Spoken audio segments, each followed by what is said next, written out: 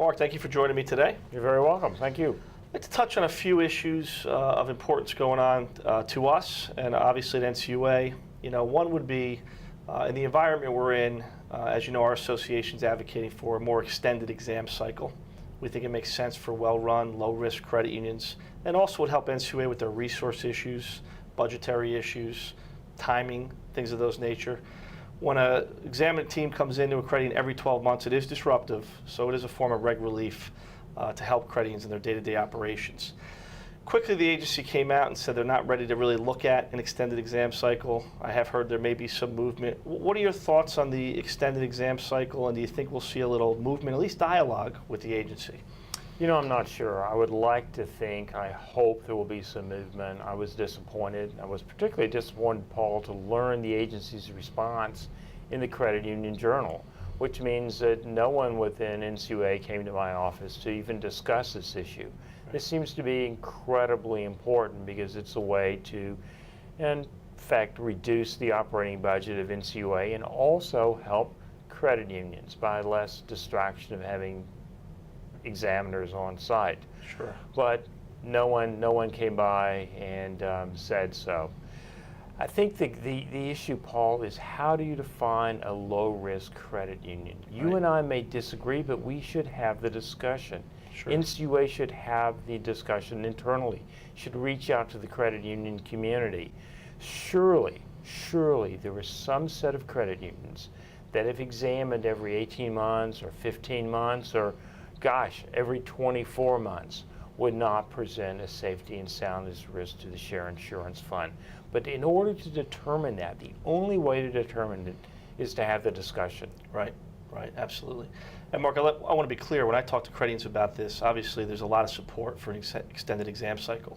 But they're very quick to say, would have no issue of NCUA coming in if they ever see anything in the data, they want to check in periodically, if they want to have a system of remote examination. So nobody wants to say, hey, don't touch us for 18 months, but can we do something a little bit different?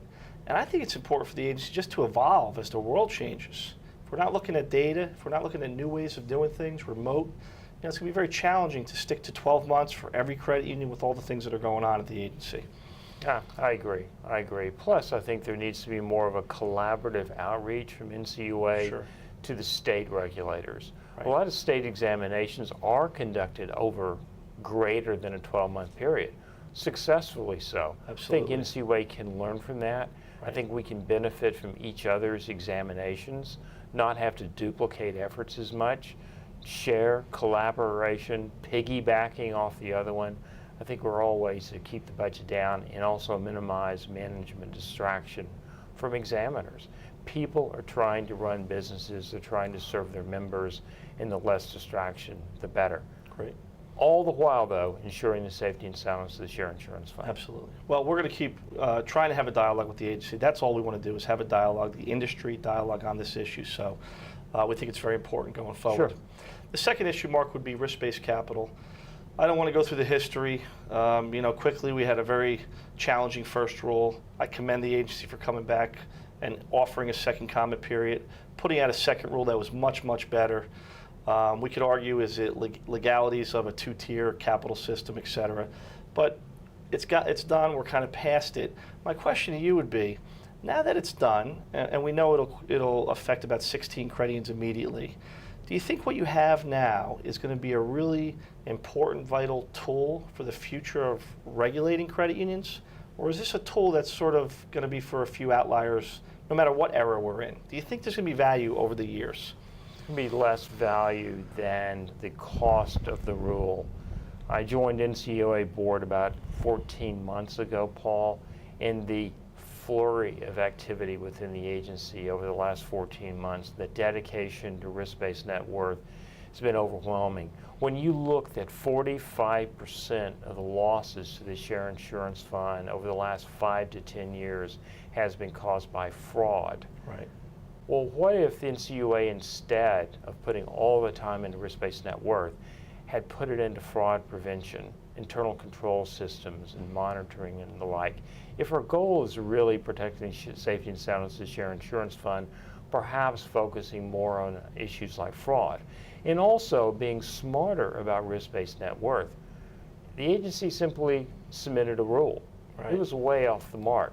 Sure. What if instead the agency had had an advisory committee, a formal advisory committee, or put out an advance notice of proposed rulemaking, gone to the community, pre-vetted these rules? I think the whole process would have gone much, much more smoothly, and there would be very little friction, I think, with respect to risk-based net worth. Mm-hmm.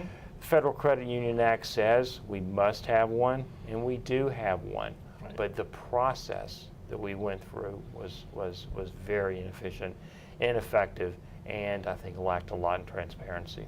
And lastly, again, I don't want to go back in time on the rule, but one thing that I was a little disappointed about was, $100 million is a complex credit union. And I just don't know how you define a complex credit union solely by asset size, nothing else. To me, a complex credit union could be smaller or larger depending on what the credit union does.